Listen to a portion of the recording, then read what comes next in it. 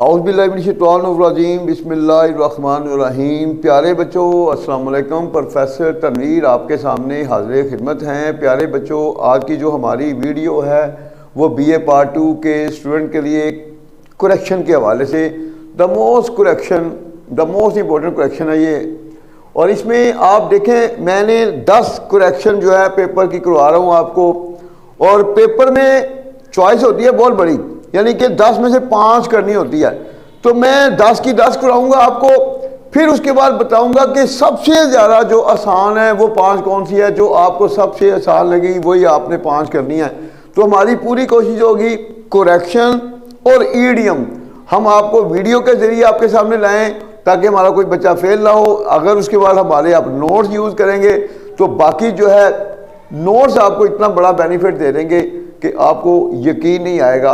चूँकि हमारे नोट्स में मल्टी क्वेश्चन के आंसर हैं, हर कहानी का एक ही आंसर। इसके बाद नावल के 60 से 70 क्वेश्चन होते हैं, वो सिर्फ 6 हैं। तो इस तरह एक लेटर एक ही है, एप्लीकेशन और नेगेटिव पॉजिटिव ऐसे।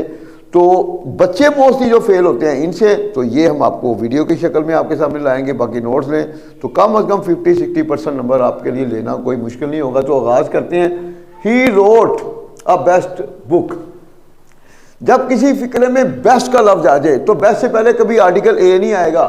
He wrote the best, best से पहले हमेशा आर्टिकल दी यूज होगा, ज़हन में रख लें। He wrote the best book, उससे ने सबसे बेहतरीन किताब लिखी। उसके बाद she has the most unique memory. अब मोस्ट यूज करेंगे जब कंपैरेटिव सेंटेंस हो, तो इसका मुकाबला नहीं चाह रहा। अब she has a unique memory, वो एक मुनफरिद यादाश्त रखती है, तो इसकी जगह she has a unique memory. बस डी मोस्ट नहीं आएगा, अ यूनिक। उसके बाद देखें, अब टेक्निकल पॉइंट शुरू हो रहे हैं। टेक्निकल जो पॉइंट होंगे वो पूरे नंबर देंगे, उसमें आप कंफ्यूज कभी नहीं होंगे। ही इंक्वायर्ड, उसने मालूम किया, उसने जाना। Dad how father was feeling. अब टेक्निकल पॉइंट क्या है इसमें, ये देखें। हाउ है इंटेरोगेटिव प्रोनाउन। जब इंटेरोगेटिव प्रोनाउन का इस्तेमाल होता है तो उससे पहले कभी डैड यूज नहीं होता। ये रूल कभी चेंज नहीं होते। ये तो समझने पत्थर पर लकीर है। इस तरह की जो भी करेक्शन आएगी पूरे नंबर। ही इंक्वायर्ड, अब dad how father was feeling के वालिद साहब कैसा महसूस कर रहे हैं। अब गलती क्या है कि इंटेरोगेटिव प्रोनाउन से पहले कभी डैड यूज नहीं होगा। आपने डैड को ड्रॉप कर दिया, आपका फिक्रा मुकम्मल हो गया। He inquired how father was feeling, हमने डैड को ड्रॉप कर दिया। ये देखिए, ही टोल्ड हिज सन, उसने अपने बेटे से कहा dad bring a cup of T, कि वो चाय का कप लाए। अब यहां पर एक टेक्निकल पॉइंट आ गया।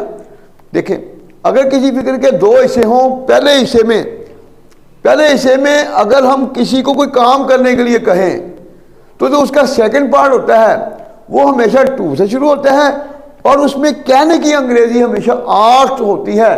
अब ये पास्ट इंडेफिनिट है तो टोल्ड है, तो यहां पर सेकंड फॉर्म आस्क की होगी, आस्क्ड। तो हम क्या यूज करेंगे, he asked. Second form, he asked his सन, उसने अपने बेटे से कहा।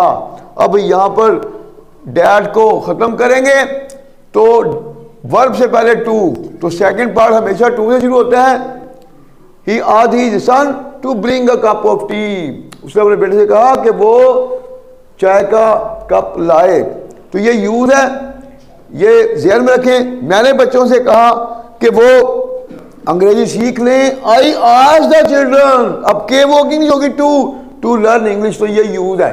नेक्स्ट देखें, the patient died before the doctor arrived, मरीज डॉक्टर के आने से पहले मर गया। अब यहां पर यूज चल रहा है, वो क्या यूज है, जिस फिक्रे के 2 हिस्से हो और दूसरा हिस्सा बिफोर से शुरू हो, तो फिर आपने ज़हन में क्या रखना है, बिफोर से पहले वाला हिस्सा हमेशा पास्ट परफेक्ट में जाएगा, फॉरएवर रूल। तो फिर क्या होगा, the patient had died, the patient had died before the doctor arrived. Before वाला हिस्सा पास्ट इंडेफिनिट में, उससे पहले वाला हिस्सा पास्ट परफेक्ट में। मरीज मर चुका था before the doctor arrived, doctor के आने से पहले। ये रूल है, जेल में रखें।